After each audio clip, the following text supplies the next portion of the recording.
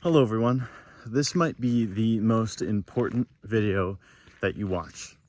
If you're between the ages of 18 to 25, I would highly recommend listening to this video and taking these words of advice that I've had and I've accumulated through my 18 years of living. So first, I just want to say that a lot of us have been lied to, not in some malicious way, in some conspiracy theory oriented way, no. But in fact, it's been in a silent way, slowly, and it's more of a cultural standard rather than someone just blatantly lying to our face. And that is what I'm going to be telling you today. I'm going to be giving you the 5 things that I wish I knew before I turned 18. And I'm sure this can help you too if you're of a slightly older age than I am. But this is what I wish I knew before I turned 18. First, we're taught that comfort is where we want to be in life. Comfort is the standard. Comfort is where we want to be in life and how we want to feel in everyday life. But this is the first lie. If you have too much comfort in your life, your body becomes weak, your mind becomes weak, and you make no progress with your life. This can go for a few things. Comfort in your mentality, comfort with your body, or even comfort with your spirituality. The way that comfort sets in mentally is scrolling on reels, being comfortable mentally, not feeling any pain emotionally, not going through those hard times, not processing all of those hard emotions that we all go through. The second way is being physically comfortable. This would mean not going to the gym, not pushing ourselves to do physical activity every day. So you really want to push yourself physically, whether that be 45 minutes of gym every day, 45 minutes of doing physical activity like me. I just did a ton of tennis today, and then normally I go to the gym. So that's me pushing myself physically, but also spiritually. I see a lot of people losing the value that faith or spirituality has in your life. If you pray towards something, or if you think that there's a higher power in life, it gives you a North Star to sort of point to and to guide you in life. Now, for me, I'm not personally religious, but I meditate as often as I can, and I try to do it every single day. This really helps me because though I may not believe in a God, I do believe that there is some higher power looking out for me. Maybe when I get older, I'll choose a religion, and that'll be my North Star. But for now, I know that there's something looking out for me. And that's the way that I don't choose comfort in my spirituality. The second thing that I would want to know before being 18 is that you don't want to delay living your life. So many people, especially in American culture, but I'm sure in other cultures as well, they push the narrative that all kids need to go to college, all kids need to do really well in school, all kids need to have all these extracurricular activities that the kids may not even want to do. But I'm here to say that you don't have to do that. I'm not saying don't do well in school, because a person should always be trying to get smarter, trying to learn all the time, and trying to be a student for their whole life.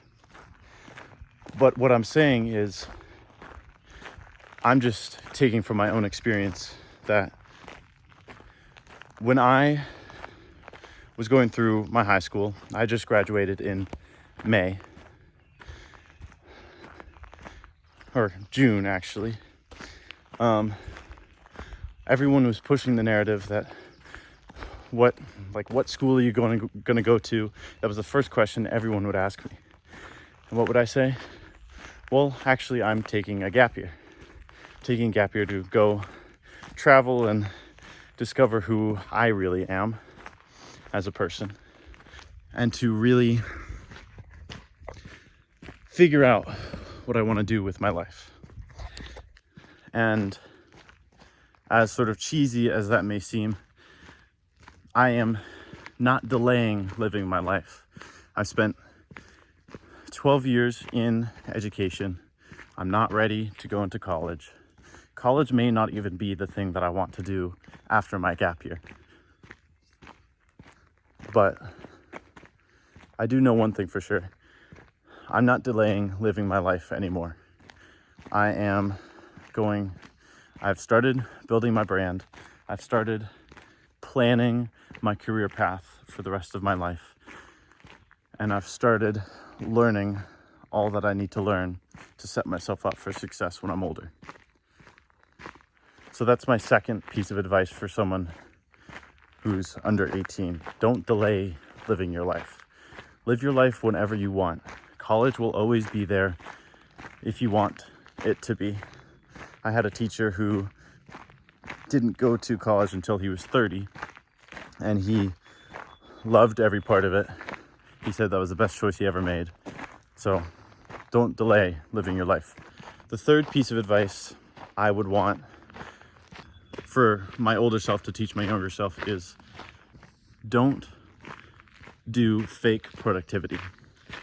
What this basically means is don't do productive procrastination, where you think you're doing all of these things that are productive. You're going down these YouTube rabbit holes about your business, your niche, whatever, and you're not actually being productive. You're scrolling on Reddit, whatever it may be.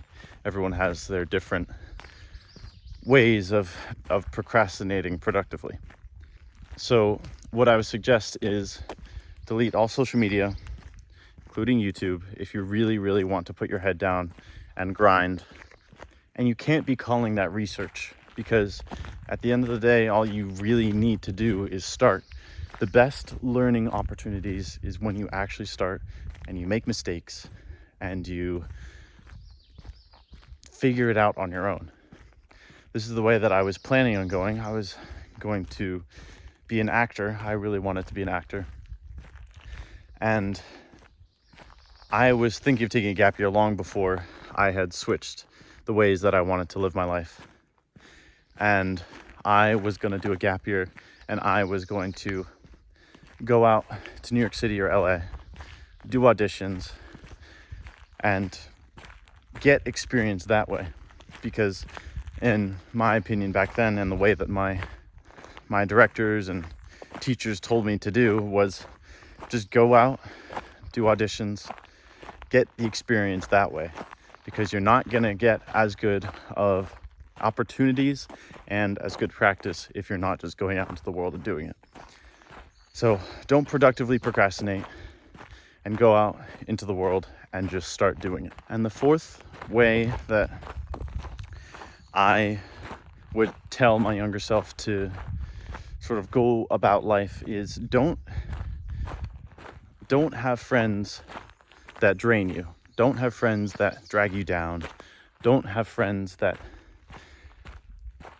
tell you that your dreams aren't worth pursuing. I had a friend like this a while ago. I'm not friends with him anymore, but I could see that he was starting to drag me down, and I felt like I would do much better with him not in my life anymore. And it was a really good thing.